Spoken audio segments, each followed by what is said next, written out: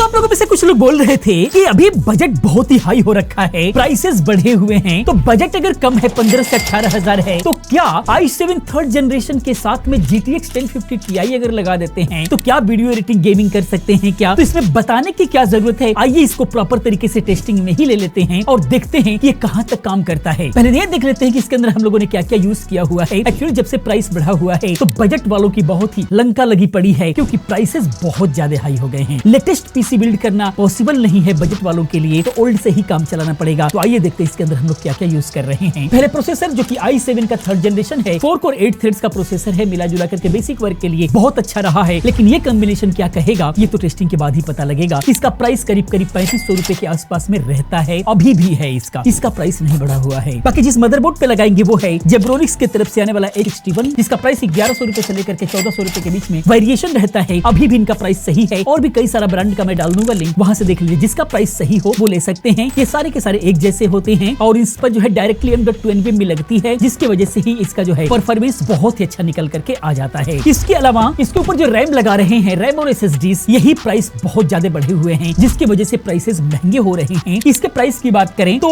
इसके अंदर हम लोग दोनों ही चैनल यूज करेंगे, ताकि बजट में हम लोग पीसी बिल्ड कर रहे हैं तो परफॉर्मेंस अच्छा खासा मिल जाए। तो 4 GB का इसके अंदर हम लोग DDR3 का 2 रैम यूज कर रहे हैं, जो कि 8 GB मिलेगा हमें। अगर पहले बेसिक प्राइस की बात करें तो 350 रुपए में एक आती थी, जो कि अभी 750 से 800 रुपए की एक हो गई है, क्योंकि 1500 से 1600 रुपए की ये दोनों पड़ेगी। तो इसमें थोड़ा सा पैसा आपको लगाना होगा, लेकिन कम से कम 2 आपको जरूर लेना होगा। 1500-1600 रुपए ये आपको लगाना होगा, तभी जाकर के अच्छी परफॉर्मेंस निकल करके आएगी। SSD की बात करें तो WD का 250 GB हम लोग इसके अंदर यूज कर रहे हैं। कम से कम ये आप यूज करना है आपको, तभी जाकर के परफॉर्मेंस निकल करके आएगा। 256 GB या 250 GB M.2 NVMe यूज कीजिए। रीजन क्या है कि जब इसको लगाएंगे तभी सही से आपको परफॉर्मेंस निकल करके आएगा, तभी आप जो है अच्छे से काम कर पाएंगे। और प्राइस इसका बढ़ा हुआ है, पहले ये 1500 से 1800 रुपए के बीच में आता था। हमने खुद 1500 रुपए का WD का ग्रीन लिया हुआ है। 256 GB का जो प्राइस है वो बढ़ा हुआ है, 3000 से 3500 रुपए तक के बीच में मिलेगा, 4000 रुपए तक भी जा रहा है। इसीलिए इस टाइम में कम से कम 250 GB पर आपको जो है पैसा इन्वेस्ट करना पड़ेगा, तभी परफॉर्मेंस सही निकल करके आएगा। स्टोरेज कुछ लोगों को ज्यादा चाहिए तो आप C के लिए इसको यूज कीजिए, ऑपरेटिंग सिस्टम इंस्टॉल कीजिए और एप्लीकेशन सॉफ्टवेयर वगैरह इंस्टॉल कीजिए, आराम से यूज कीजिए। और स्टोरेज चाहिए तो हार्ड ड्राइव का प्राइस नहीं बढ़ा हुआ है, आप हार्ड ड्राइव यूज कर लीजिए। 1 TB 3500 रुपए में मिल जाएगा, तो आपको स्टोरेज भी मिल जाएगा और परफॉर्मेंस भी मिल जाएगा। बाकी जो है इसके अंदर परफॉर्मेंस के लिए हम लोग ग्राफिक कार्ड यूज कर रहे हैं, जो जेब्रोनिक्स का है GTX 1050 Ti, जो नया ही हमने 7000 का लिया था, और आज के रेट में 7 से लेकर के 10,000 के बीच में नए का ये वेरिएशन रहता है। यूज्ड में 5000 के अंदर अगर मिल जाता है कहीं पर, तो आप देखें आपके लिए अच्छा होगा। और ये मिला जुला करके 1050 Ti एक अच्छा ग्राफिक कार्ड है, बहुत अच्छे से हैंडल कर पाता है। इसके अंदर हम लोग ट्राई करेंगे ही। बाकी इसके अंदर जो है पावर सप्लाई की बात करें तो इसके अंदर एंटी स्पोर्ट का 500 वाट की पावर सप्लाई हम लोग लगा रहे हैं। 500 वाट की पावर सप्लाई इसलिए कि ग्राफिक कार्ड थोड़ा सा हैवी भी अगर आप लगाते हैं तो इसके अंदर जो है 6 पिन और 8 पिन का जो ग्राफिक कार्ड के लिए जो कनेक्टर होता है वो मिल जाता है, यहाँ से स्टार्ट हो जाते हैं। तो इसको अगर लेते हैं 500 वाट का एंटी स्पोर्ट का, तो ये करीब 2200 रुपए का पड़ेगा। और यही चीज अगर अदर में लेते हैं, जैसे जेब्रोनिक्स हो गया, N12 वगैरह हो गया, कई सारा मैं लिंक दे दूंगा, तो 1200 रुपए में भी आपको 500 वाट मिल जाएगा। वो भी चलते हैं, कोई दिक्कत नहीं, आप वो भी ले सकते हैं अगर बजट ज्यादा टाइट है तो। अगर बजट में ही एक अच्छा सा स्टेबल चाहते हैं तो आपको एंटी स्पोर्ट की तरफ जाना होगा। तो ये सारे मिलकर। बाकी कैबिनेट की बात करें तो चूंकि बजट हमारा कम है तो 1000 रुपए के अंदर का कैबिनेट हम लोग लेंगे, जो कि फ्रंटेक वगैरह का जेब्रोनिक्स का मिल जाएगा। अलग अलग मैंने लिंक दे रखा है, वहां से आप अपने पसंद के अकॉर्डिंग ले सकते हैं, जो भी आपके बजट में बैठता है वो ले सकते हैं। ये सारे मिला करके अगर देखेंगे तो प्राइस बढ़ा हुआ है। पहले ये 15000 के अंदर अंदर बिल होता था, अभी जो है 15 से 18 के बीच में जो है ये इसका प्राइस पड़ेगा, और मिला जुला करके ठीक ठाक रहेगा। जितने भी थोड़े से हैवी बेसिक वर्क हैं उसको करने के लिए ठीक रहेगा। कितना सही रहेगा, चलिए चलते हैं डेस्कटॉप पर, देखते हैं इसका परफॉर्मेंस कैसा रहता है। तो दोस्तों आगे है डेस्कटॉप पर, आइए पहले स्पेसिफिकेशन देखते हैं, उसके बाद जो है चलते हैं टेस्टिंग की तरफ। यहाँ पर आप देखेंगे इंटेल कोर i7 का 3770 प्रोसेसर लगा हुआ है, 4 कोर 8 थ्रेड्स का प्रोसेसर है। ग्राफिक कार्ड की बात करें तो यहाँ पर NVIDIA GeForce GTX 1050 Ti लगा हुआ है। सारी डिटेल आपके स्क्रीन पर दिखाई दे रही है, ये आप देख सकते हैं। बाकी टेस्टिंग की बात करें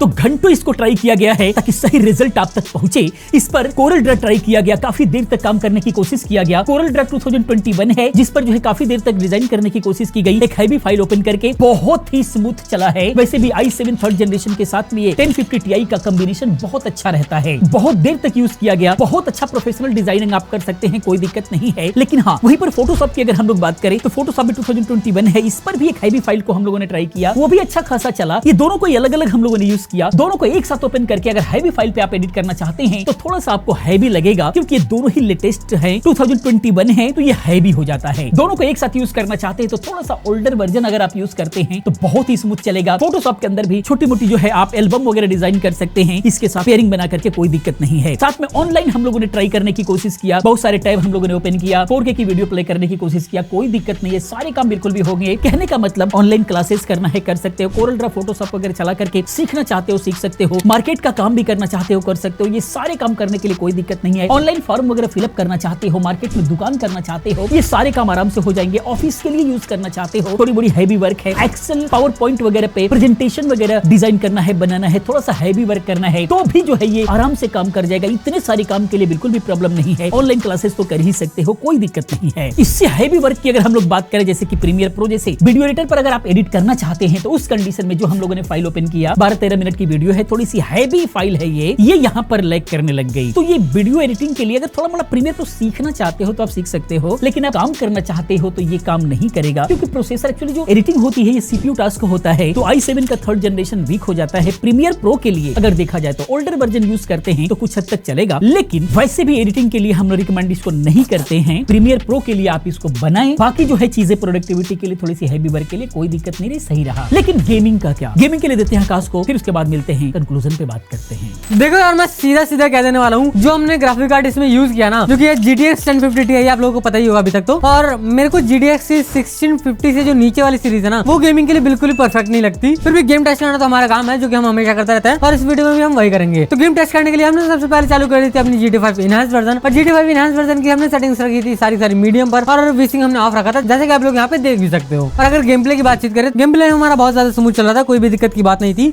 जीपीयू से जिसमें हमारा 80 के आसपास कह सकते हो उतना ही चल रहा था, और जीपीयू टेम्परेचर हमारा 50 डिग्री सेल्सियस था। और अगर सीपीयू से देखा जाए तो वो 100% के आसपास था, जो कि ठीक ठाक था। और एफपीएस हमारे 60+ आ रखे हैं, जो कि सही है भाई, बहुत ही ज्यादा सही है अगर वैसे देखा जाए तो, क्योंकि गेम में लैग देखने के लिए नहीं मिला। लेकिन अगर हम शूटिंग कर रहे हैं, बहुत ज्यादा कोई रेज मूवमेंट कर रहा है, तब जाके जो हमारा एफपीएस है ना वो 45 के आसपास तक टच हो जा रहे हैं। लेकिन जस्ट अगर देखा जाए तो उतनी ज्यादा दिक्कत नहीं है, बहुत ही ज्यादा स्मूथ गेम प्ले है, जो कि मेरे को पर्सनली काफी पसंद आया। तो ये वाली गेम तो थी हमारी GT5 इनहैंस। अब इस गेम को क्लोज करने के बाद चलते हैं नेक्स्ट गेम पर। नेक्स्ट गेम हमने चालू कर दी थी हॉगवर्ट्स लेगेसी, जिसकी सेटिंग्स हमने रखी थी मीडियम पर, और अपस्केल टाइप हमने रख दिया था एनवीडिया पर, और अपस्केल मोड हमने रख दिया था एनवीडिया एनएस परफॉर्मेंस पर, जो कि आप लोग यहाँ पे देख भी सकते हो। और हमने फ्रेम जनरेशन भी लगा रखा था इंटेल का, जो कि सामने सामने आप लोग देख भी सकते हो। और अगर जीपी यूसेज की बातचीत करें तो 80 के आसपास हमारे जीपी यूसेज था, और जीपी टेम्परेचर हमारे भाई बहुत ज्यादा गिरे पड़े हैं, 40 डिग्री के आसपास ही है, जो कि आप लोग यहाँ पे देख भी सकते हो। और वैसे भी इन्वायरमेंट आजकल बहुत ज्यादा ठंडा हो रखा है भाई, इसलिए हमारे जो टेम्परेचर है ना ये इतने कम निकल के आ रहे हैं। और अगर सीपी यूसेज की बातचीत करें तो 60+ है, जो कि ठीक ठाक है, क्योंकि हमारे जीपी भी पावर लगा ही रहा है, तो सही है, उतना ज्यादा बेकार नहीं है। और अगर सीपी टेम्परेचर की बातचीत की जाए तो 75 डिग्री सेल्सियस के आसपास है, जो ये नहीं कहूंगा कि सही है, क्योंकि थोड़े से हाई टेम्परेचर में जाते हैं। अगर आप लोग कोई डेली यूसेज वाला पीसी यूज कर रहे हो तो कोई अच्छा से एयर कूलर लगा देना, जिसकी वजह से जो आपके टेम्परेचर है ना वो 50 to 60 के बीच में है, क्योंकि अभी का जो मौसम का टेम्परेचर है ना वो बहुत ही ज्यादा लो हो रखा है। और अगर इस टेम्परेचर में भी हमारे जो सीपीयू का टेम्परेचर है वो 75 टच कर रहा है, तो सोचो गर्मियों में क्या हाल होगा। इसलिए कोई अच्छा से एयर कूलर लगा लेना अपने हिसाब से देख के। तो अगर बातचीत करें हमारे रैम यूसेज की, तो रैम यूसेज हमारा 7GB+ हो रखा है। और एफपीएस के बारे में मैं कुछ भी कहना नहीं चाहूंगा, क्योंकि बहुत ही ज्यादा ऊपर नीचे चल रहे हैं। बाकी गेम में लैग देखने के लिए बहुत ज्यादा मिला था। मीडियम सेटिंग पर है, मैं लो सेटिंग पर करने वाला था, लेकिन मेरे को दिखाई दिया कि इसमें सिर्फ और सिर्फ लैग ही नहीं है, इसमें जो स्क्रीन स्टक भी होता है ना वो सारी चीजें भी हो रखी थी, तो लो सेटिंग पर करने का कोई भी मतलब नहीं था, तो इसलिए मैंने इस गेम को ऐसे ही छोड़ दिया। और इस गेम के बाद मैंने चालू कर दी थी काउंटर स्ट्राइक 2, जो कि अगेन हमारा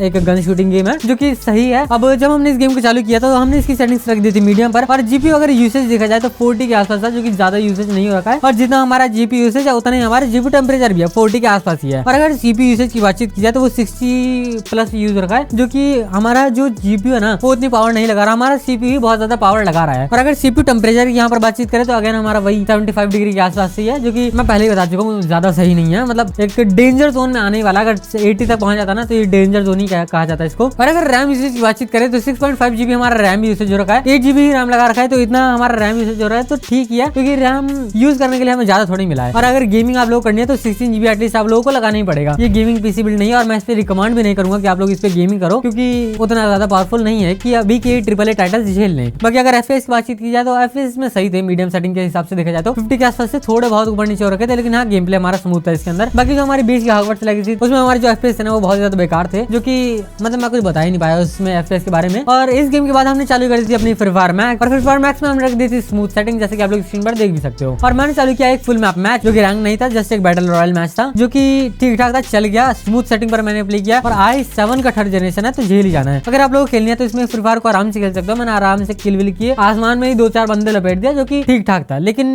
फिर भी स्टिल मैं इस पीसी को रिकमेंड नहीं करूंगा फॉर गेमिंग के लिए, क्योंकि अभी पता है जो गेम के अपडेट्स आते जा रहे हैं ना, गेम की जैसी ऐसी थोड़े बहुत अपडेट्स आते जा रहे हैं, जैसे कि वेयर विंड्स मीट है ना, उसके बहुत सारे अपडेट्स आ रहे थे और अपडेट जितने ही आते जा रहे हैं ना वो गेम उतनी ही ज्यादा हैवी बनते जा रही है। इसलिए फ्यूचर के अकॉर्डिंग अगर देखा जाए तो ये वाली चीज मैं बिल्कुल भी रिकमेंड नहीं करता कि आप 1050 Ti लगाओ किसी भी पीसी में फॉर गेमिंग के लिए। तो अगर आप लोग प्रोडक्टिविटी करना चाहते हो तो थोड़ा बहुत वहां पे चल भी जाएगा, लेकिन गेमिंग के लिए नहीं है। तो इस गेम टेस्ट को यहीं पर एंड करते हैं, मिलते हैं नेक्स्ट वीडियो में, तब तक के लिए बाय बाय। तो दोस्तों ये था i7 थर्ड जनरेशन के साथ में GTX 1050 Ti का कमाल, जो कि आप लोगों ने देखा। कंक्लूजन की अगर हम लोग बात करें तो प्रोडक्टिविटी में जो हम लोगों ने देखा, तो यानी कि हैवी गेमिंग्स वगैरह को छोड़ करके और वीडियो एडिटिंग को छोड़ करके जितने भी सारे काम है बिल्कुल आराम से कर सकते हैं, कोई दिक्कत नहीं है। गेमिंग में भी कोई परफॉर्मेंस इसका सही नहीं रहा, गेमिंग के लिए और प्रीमियर प्रो एडिटिंग के लिए ये रिकमेंडेड नहीं है, बाकी सारे काम के लिए आराम से कर सकते हैं। तो ये था i7 थर्ड जनरेशन के साथ में GTX 1050 Ti, जो कि आप लोगों ने देखा। आप लोगों को कैसा लगा प्लीज आप कमेंट में जरूर बताएं। इसी प्रकार के तमाम वीडियोस को देखने के लिए चैनल को सब्सक्राइब करें, चैनल के साथ बने रहें, क्योंकि इस तरह की तमाम वीडियोस हम लोग लेकर के आते रहते हैं। मिलते हैं अगले वीडियो में किसी और अच्छी इंफॉर्मेटिव वीडियो के साथ में। पूरी वीडियो देखने के लिए चैनल को सब्सक्राइब करने के लिए आप सभी का बहुत बहुत धन्यवाद।